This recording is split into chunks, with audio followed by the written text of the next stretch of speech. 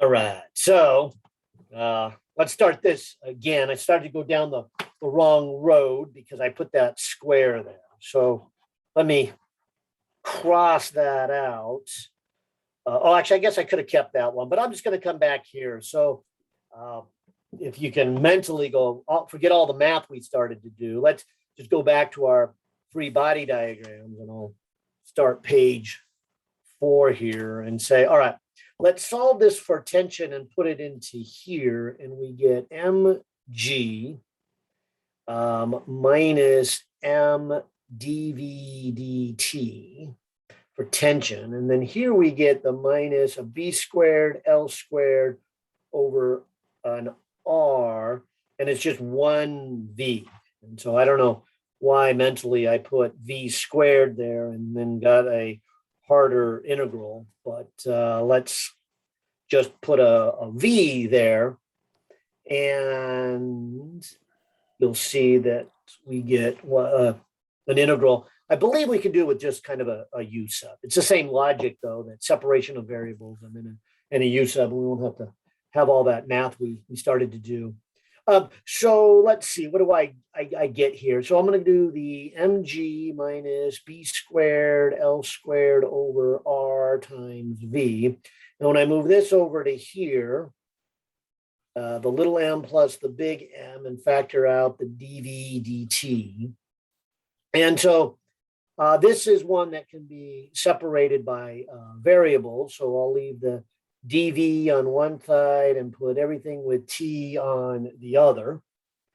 This first one doesn't really matter where we put it. So it's already over here on the right. I'll leave it there on the right.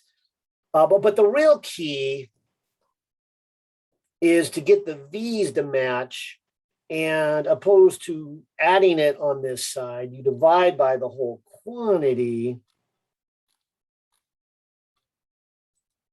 because the key is to get everything with the v's together. And so now this part with a v is with the d. And then everything else, which is nothing, because if you just take that whole thing and divide it by itself, you get 1, but you got the t's on that side of the equation. Okay. And so now, like I started to say, but I'll say it again, is let's integrate both sides.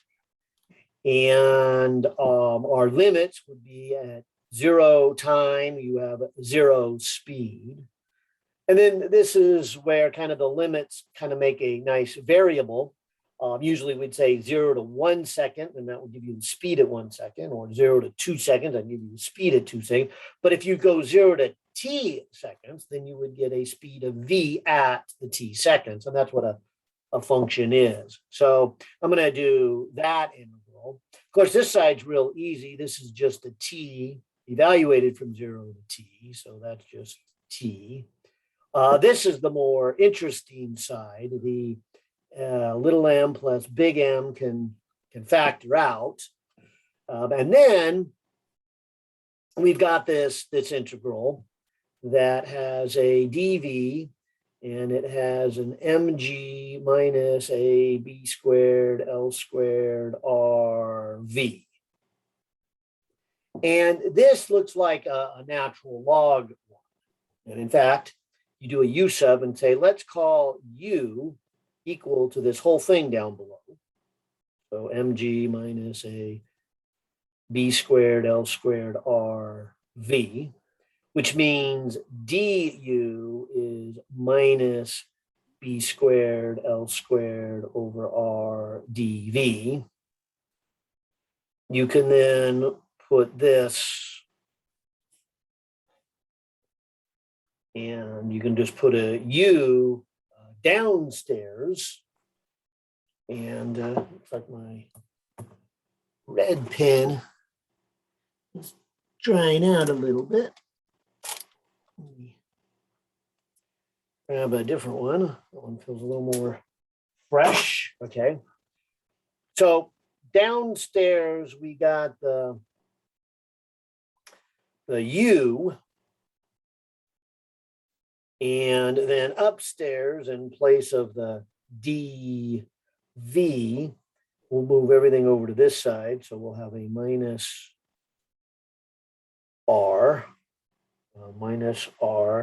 and a B squared L squared du. So then if we take all these constants and move them over to here, we'll get a minus B squared L squared when you move that upstairs. An R and a little m plus a big M goes downstairs times the T. And then you just have that integral of du over u. So much easier integral than the direction we were traveling. That is just the natural log of u. So that's cool. Mm-hmm. So now that I got the natural log of u, let me keep going here. I'll call it page 5. Okay. Let me put page 4 kind of in the screen here. So we've got a minus B squared L squared R little m plus big M T. And then if I raise it to a power of E, that'll just give me a U. Oh, maybe I should have put in, well, I'll just put U for it. I'll put in my limits in a second here.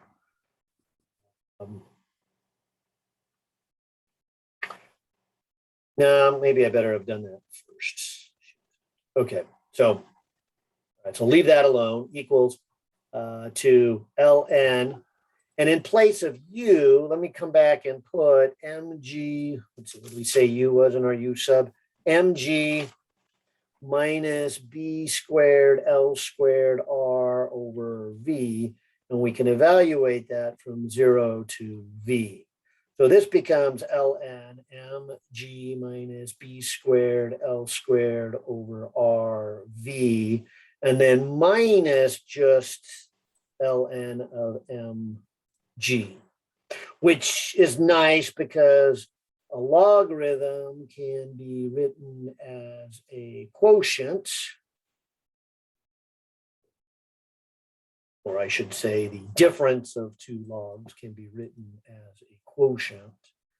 Now let me exponentiate. So it's e to this crazy thing minus b squared L squared over R, and then the two masses added together, T, equal mg minus b squared L squared over RV. And then I'm going to move the mg over to here.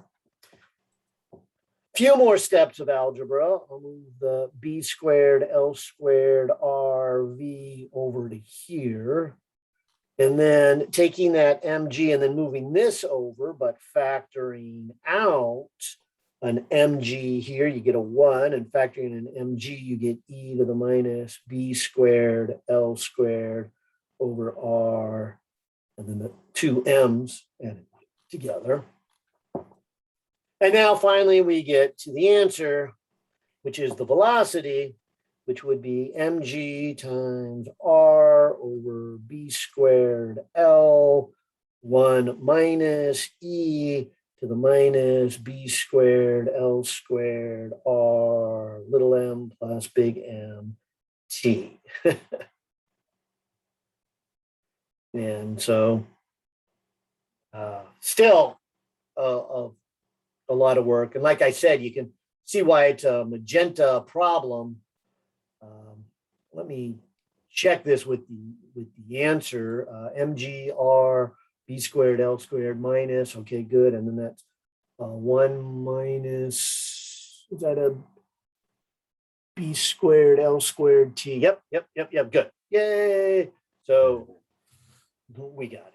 So again, I made that integral so much harder by accidentally putting a square there, but still not an easy problem.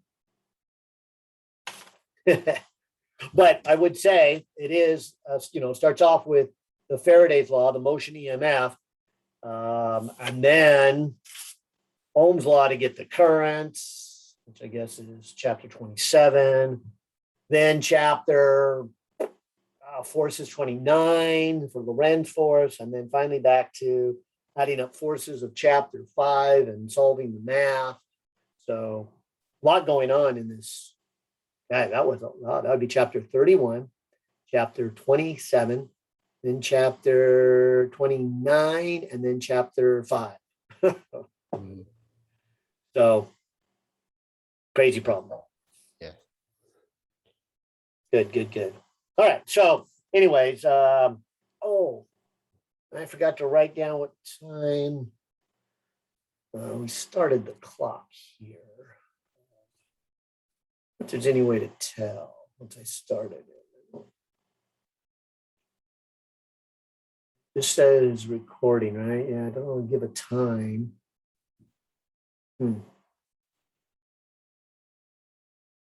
Okay, well, time unknown, but let me just put here, that was finishing what we started before the break, which was number 64.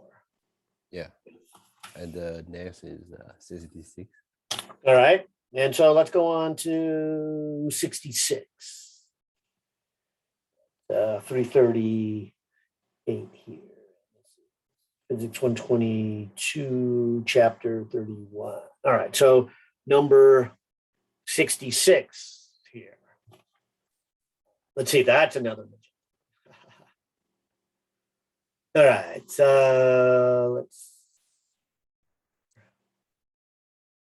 put those. Okay. So number 66. And again, maybe just for the heck of it, let me take a wild guess, because I've been saying this on all the problems I start, is that this chapter, we start with Faraday's. That's the whole chapter. That's all we really do, short chapter. But Faraday's law then can often tie into, chapter 27 and chapters 31. So I have a feeling that that's what's gonna happen. All right. So let's go ahead and read it. I'm just going to put that up there, but it says here a thin wire of 30 centimeters long is held parallel to and 80 centimeters above a long thin wire carrying 200 amps and resting, on a horizontal floor as shown in the figure. Okay, so they got a nice little figure down here. In fact, I'll draw the figure. So down on the floor is where they have a lot of current, 200 amps flowing from left to right. And then up above the floor here is a small 30 centimeter long wire, and it is initially 80 centimeters away. Okay. The 30 centimeter wire, is released. Okay, so released from rest, I assume, at initially time equals to 0 and fall. And it remains parallel to the current as it falls. Assuming that the acceleration is 9.8, okay, derive an expression for the EMF induced. As a function of time. B, what is the minimum value of the EMF? And then C, what is its maximum? And what is the EMF? Okay, so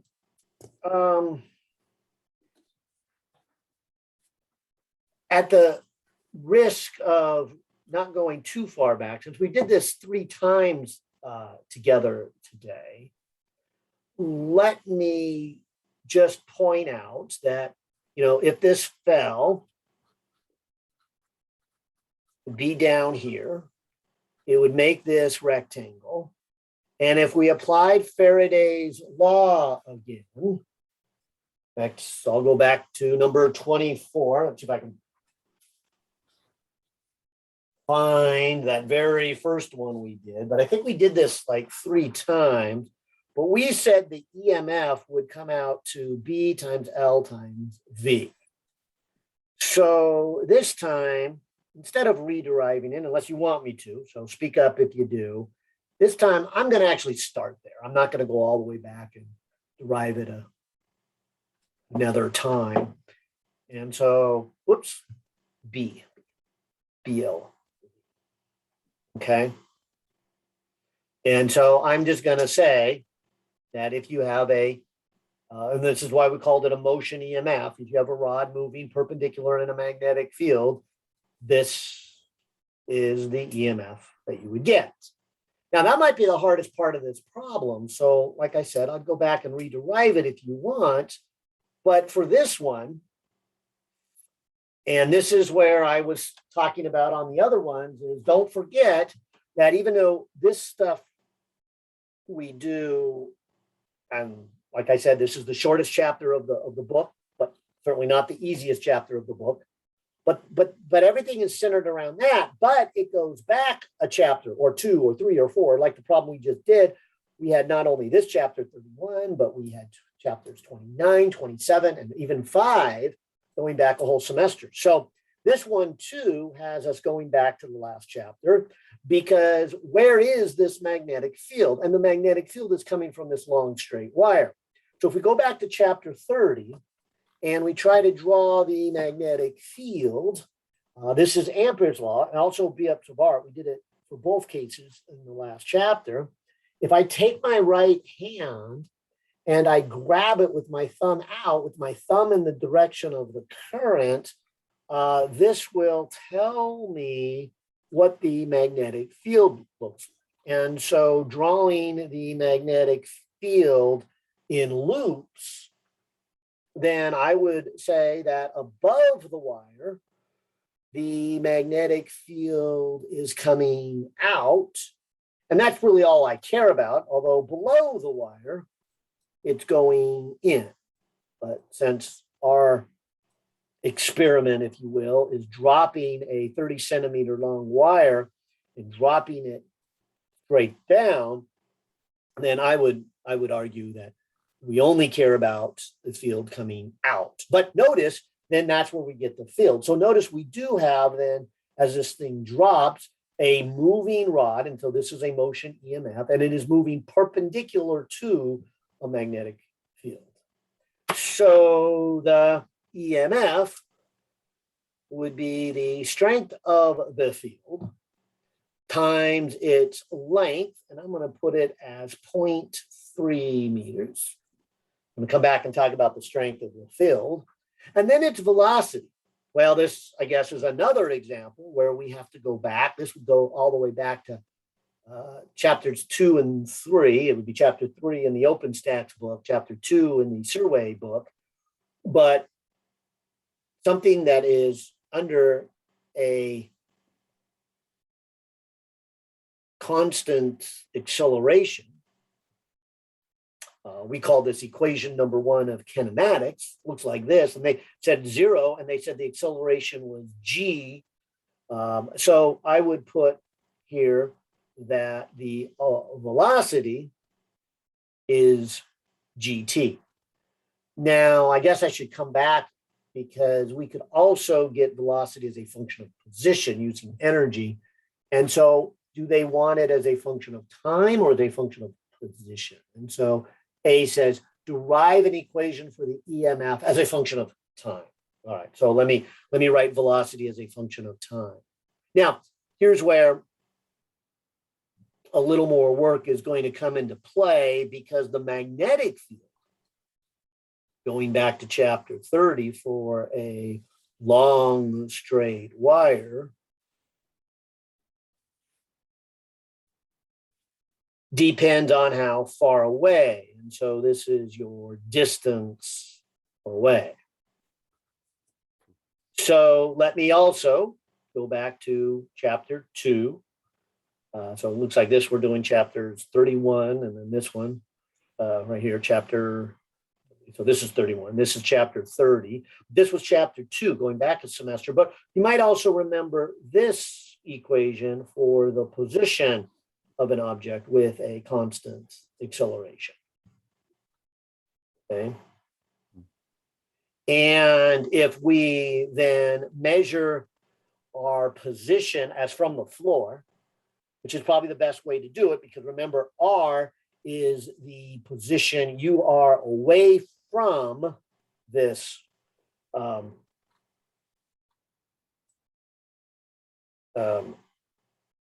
well, not saying that well. So R is the distance away from the wire, which is from the ground. So I should measure my position from the ground.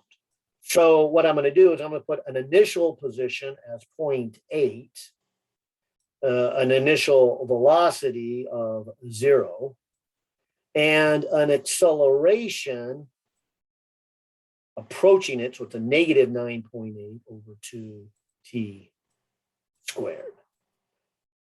And so this position is the R. It is the distance away. So let me put that into here. So this becomes mu naught times the current over 2 pi. And this here becomes the initial distance minus, and if you'll just let me put 4.9 here for the negative 9.8 divided by 2t squared. And then in the top, we still have the 0.3. I'll put the 9.8 for the G, and then there's a T. And I suppose to make it complete, we should put in our other numbers. This right here is 4 pi times 10 to the minus 7. So the 2 pi and the 4 pi cancel. So that's 2 times 10 to the negative 7 for that one. The current is 200 amps. The 0.3 came from the length of the wire. The 9.8 is the acceleration, and there's the T. And then the position is the 0.8 minus 4.9 T squared, which once we put all those numbers into a calculator, 2 times 10 to the negative 7 times 200 times 0.3 times 9.8. In the top, we get 1.18 times 10 to the minus 4t. And then in the bottom, we get 0.8 minus 4.9t squared. So that's our EMF here. And so I'll call this page 1 because we still got a lot of work to do on this problem, but starting with the BLV was very a big help. And so we have to rederive that one. Now, before I move on, let me just check what they have. They have 1.18 times 10 to the minus 4t over 0.8. Yeah, so we got the same thing there. That's good.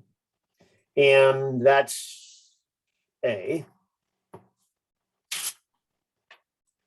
So moving on to page 2 and question B here, it says, what is the minimum value?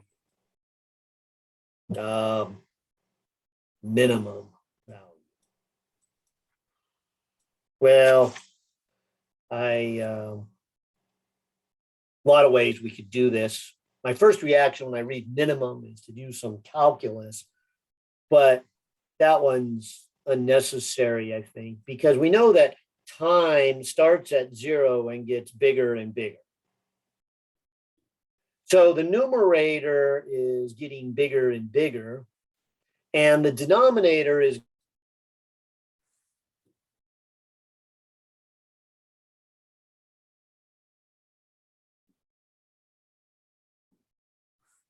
Hello,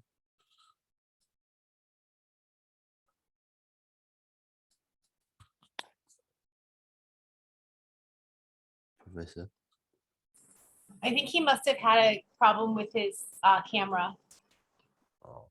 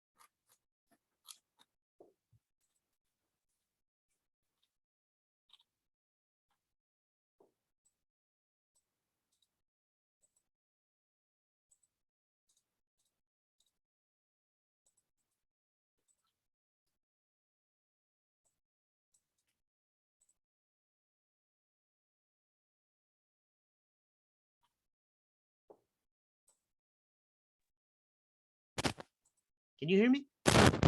Yeah, I write an email to you. I can hear. Okay. Yeah, but I think it crashed. yeah. Not good.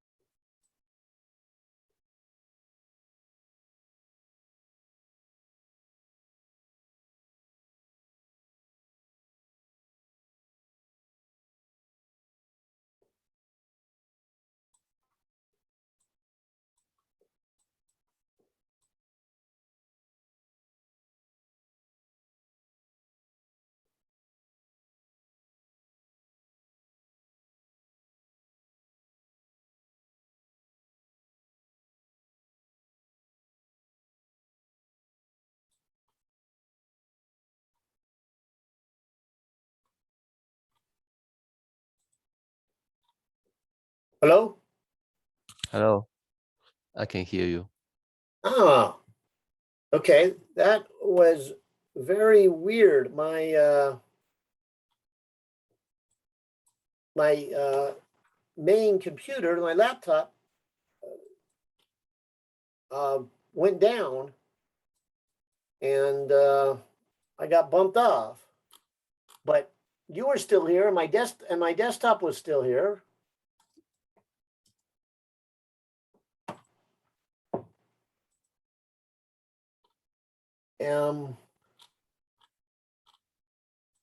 Okay, and it kind of looked. I was logging back in. It kind of looked like I wasn't logged in as a host. Oh, okay. Well, okay. I won't worry. I don't know what went wrong, but it looks like things are going okay now. So, well, let me keep talking. And let's see. I think it cut off when I was talking here about how this equation would go to infinity if you gave no size to the wire, which doesn't really happen. So I was thinking maybe I better come over here. Oh, I wonder if that's what I did. I wonder when I move this paper, if the paper bumped my screen, and it's a touch screen. I bet I did. And I did something. Okay. At least I think I understand what I did. I think I pulled my paper forward and bumped my desktop. I mean my laptop. But I wanted to look up this answer for what they said. So B, they agree with me.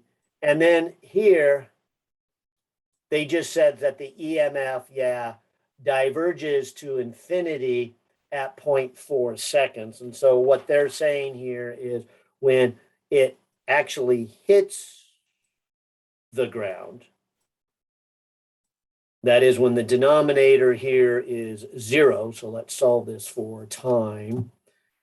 So it would be a 0.8, then we divide by 4.9, and then we would take the square root. Yeah, so they're saying it would go to infinity when it hit the ground. And yeah, I'm not real crazy about that description because it really won't go to infinity. It will go to a very large number when it hits the size of the wire. And if they give a size of 0, then that means the field goes to 0, infinity, the EMF goes to infinity, and this all happens at 0.4 seconds. So, all right. So I'm not sure that's a very good question, but all right, at least I see what they've done.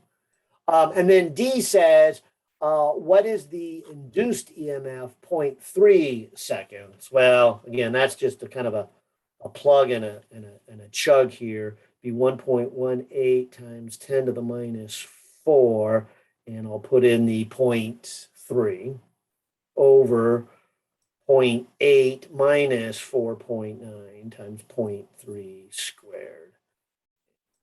See what I get. So maybe I'll do the denominator first, 0.8 minus 4.9 times 0.3 squared. So there's the denominator. The numerator is 1.18 times 10 to the negative 4 times 8.3.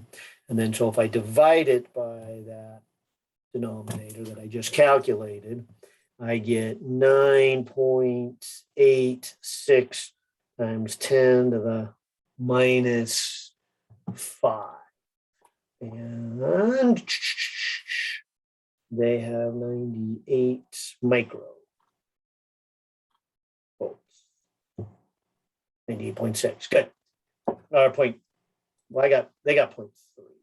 I got 0.6. But anyways, we agreed there. So nice. So that wasn't nearly as bad as some of our other ones. And good. All right. So let me write down the time. It is 4:02. And let's jump to, oh, wow. Can we actually possibly get to all of them? I saw your long list and I was like, ooh, not sure I can get all those today. I'll have to do some tomorrow, but okay, we're gonna get there. 67. So 67 says what? It says a number 60. A long straight wire carries a current that is given by this equation. So I'll see a picture. So I'm going to make my own here.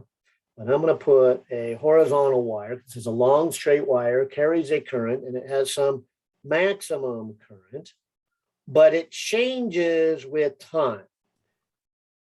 And it also has some initial phase. The wire lies in the plane of a rectangle that has n turns of wire. Oh, and it does say there is a picture. And it's picture 31.8. Now 31.8, if it's on this PDF, would be problem 8. And I don't see it, so I'm going to jump over to the textbook. In fact, maybe I'll do like the last problem. I might want to print this and how complicated the figure is. That one with the moving bar and getting the velocity. I like the 3D effects. I'm glad I printed that one. Number 8. Oh, number 8's pretty simple. Yeah, they just have this long wire across the top, and then they have this rectangle, and the plane of the rectangle is the same as the length of the wire. And the wire is a distance h from the closest part of the rectangle. And then the rectangle has a width of w and has a length of L. And it even says this picture is good for problem number 8 and number 67. Okay.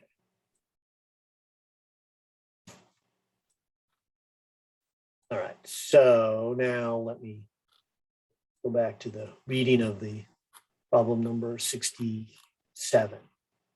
All right, so the wire lies in the plane of the rectangle and has n turns. All right, so usually when something has a bunch of turns, I like to at least draw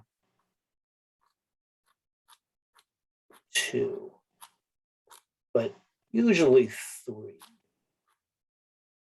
And that always reminds me in my picture that there's n number of turns. Okay, n turns of the wire is shown in the figure. The quantities I maximum, omega, and phi are constant. Oh, this can get a little confusing. That's a W, and that's an omega. Let me put some little lines over the Greek letter. They kind of stand out. So that's an omega, and maybe for the W, I'll make a little more hard turns to it. Okay, I don't want to confuse those. All right, so here's the omega and here's the width.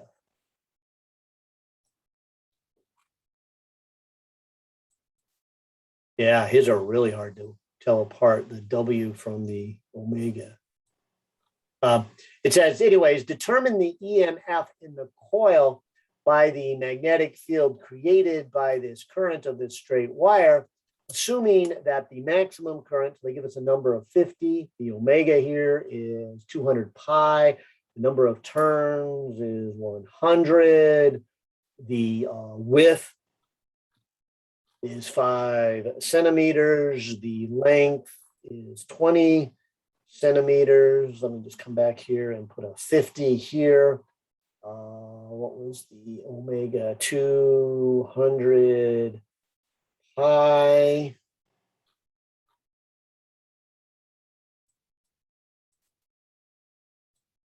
Now they didn't give me a fee.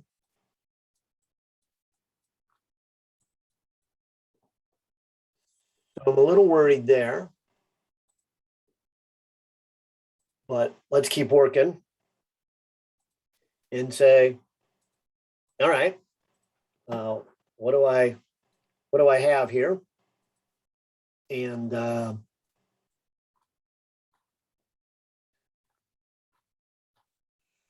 back over to my Zoom. Something had a little hiccup, but it looks like, okay. Looks like my Zoom's still coming through. I can still see it on my desktop. Okay. All right. So this problem, like most of them here, this is Faraday's law. So the magnitude of the EMF is the number of turns multiplied by the rate of change of the change in flux. So in this case, the flux is going to be through this rectangle. And to maybe understand why there is even flux and why it is changing is let's go back a chapter, chapter 30. Let's realize that from a long straight wire, there is a magnetic field. So if I take my right hand here and I grab the wire in the direction of the current, although that's a little misleading because the direction of the current isn't a constant. You know, the direction of the current goes this way, goes forward, back, forward, back. I got another little hiccup. No, let me, my laptop is working. Let me check my desktop. A little delay, but not but a half a second. So, oh, you know what? I see kind of a update symbol on my laptop. Yeah, that does often happen. Okay, but let me leave it alone. It's just a couple of glitches there and a little delay, but I think it's working okay. I don't want to update it. I can do that after this problem. Looks like we'll be at the end. All right, so let's keep going. And so the number of turns, I'll just leave it as n for right now, but ultimately we're going to put in 100 turns. And then like we did before, this is the derivative, okay? And then this is an integral of the flux. And I'll just do the dot product again. B dA cosine of the angle. Now, this is where chapter 31 needs to be grouped together with chapter 30. And so when I got sidetracked on my little glitch on my screen, as I was saying, that if I go back to chapter 30 and I take my right hand in the direction of the current, although I got to realize that the current keeps changing direction. So I got to kind of imagine that sometimes the current is going left to right and other times it's going right to left. All right. But when it's going right to left, the flux would look like this, and therefore going in. And the strength of that field, since it's coming from a wire, varies with distances, but it also varies with current. So in other words, the field that's in here not only goes plus and minus, but it increases and decreases with time and with position, or although I guess just decreases with position, but it changes with both position and with time. So down here, this was going to be a little more interesting calculation than any of the ones we did because, you know, some of our problems, B was a constant of both space and time, and so we pulled it in front of both the integral and the derivative. Other times, B was a constant in space, but not in time, so we pulled it in front of the integral, but not in front of the derivative. But this one we can't pull in front of either. It changes with both the space and with the time. So we've got quite a bit of work to do here with this magnetic field.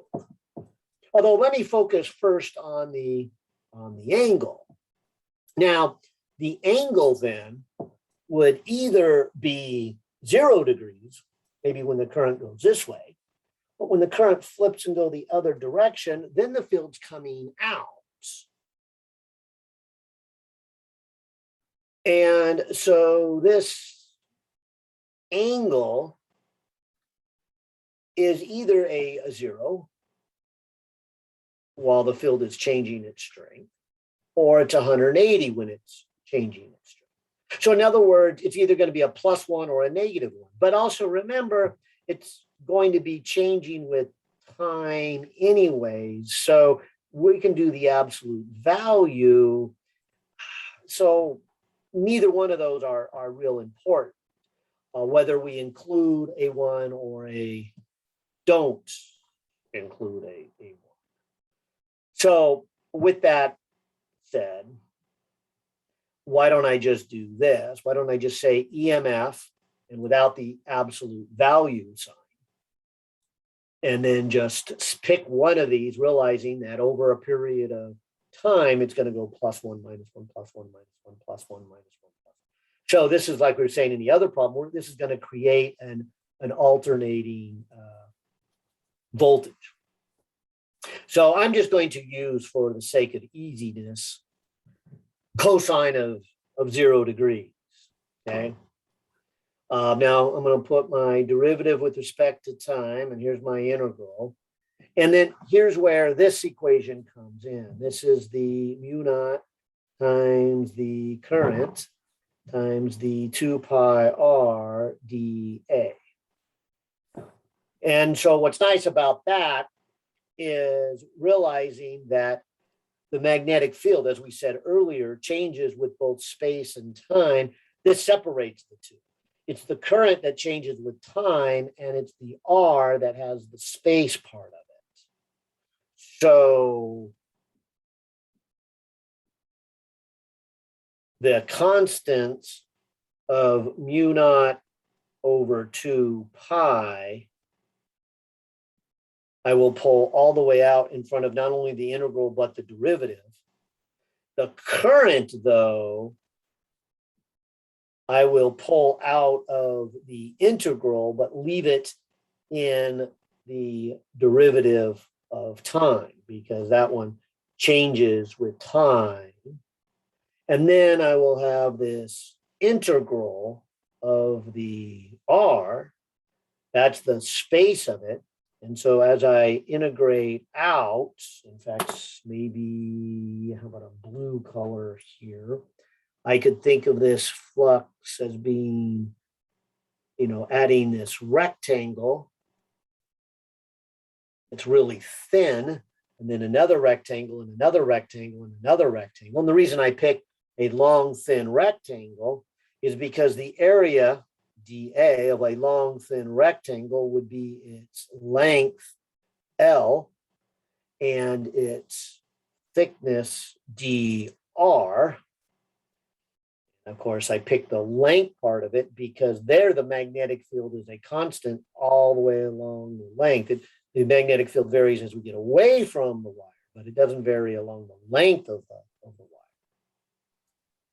And so even that L can be pulled all the way in front, because the L does not change with space and it does not change with time. So this would be the derivative of the current. So let me do the derivative of the current. It would be I maximum. The derivative of sine is a cosine.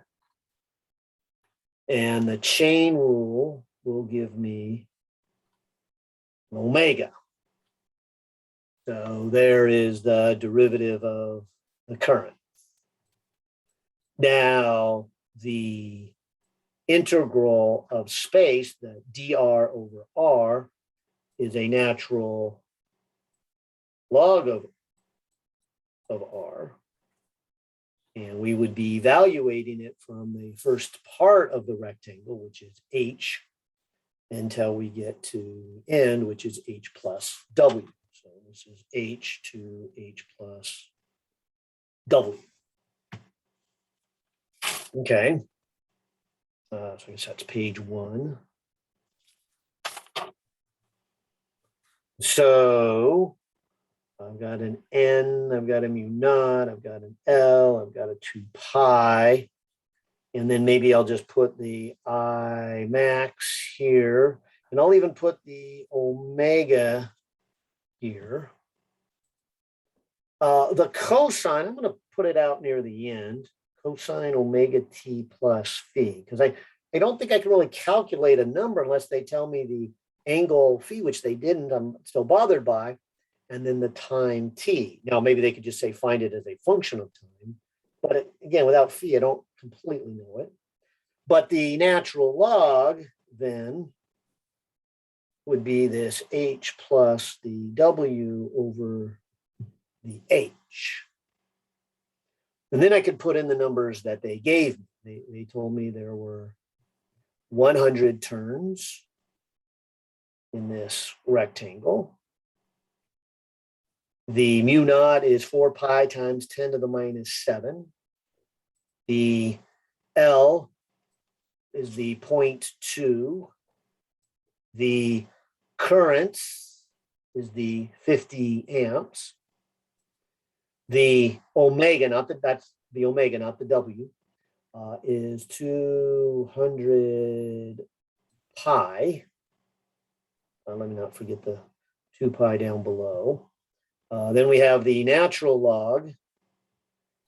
And, looking at my picture, I did not write down an H. Let me switch over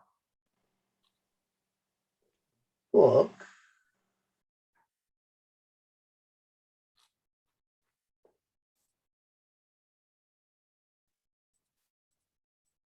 Oh.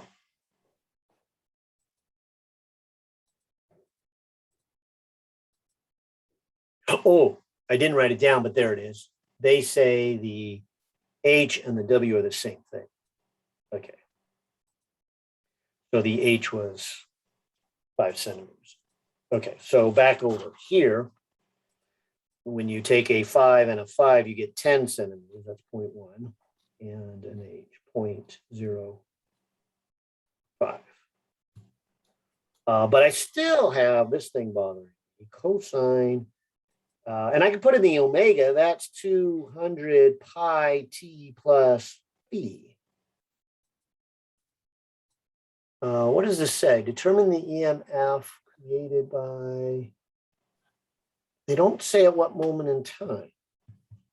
So, although that's kind of common practice. So let me see what the answer says. But I think if I put all this stuff in and then just multiply it by cosine of 200 pi t plus phi, I think that's what they'll have. So they want you to see that this is the maximum, and then it varies with time, I bet.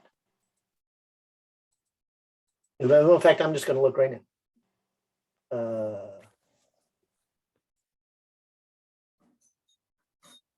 Yeah, there it is. They have the cosine of 200 pi t phi.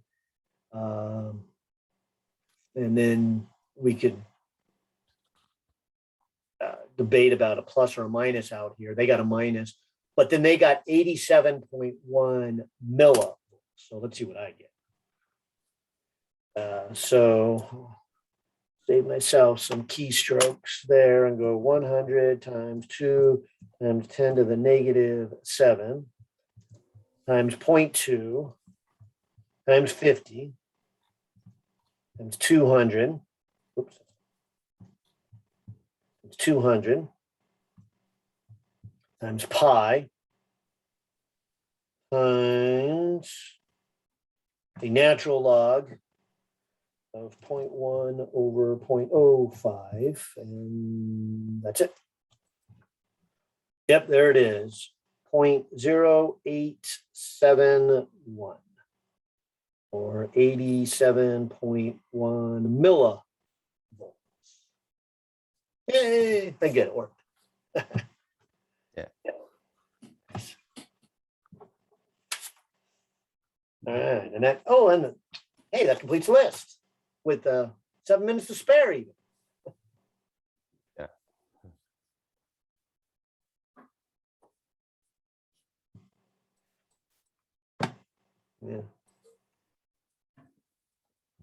Thank you. All right. Yeah, you bet. Well, take care. I'll go back and start once I get done here. Well, maybe I'll take a little break first and then start grading your stuff this weekend. Although maybe I'll get these videos together and send those out. That'll be helpful for some people. Yeah, and later you will upload, right? Pardon me? I mean, later you will upload a video, right?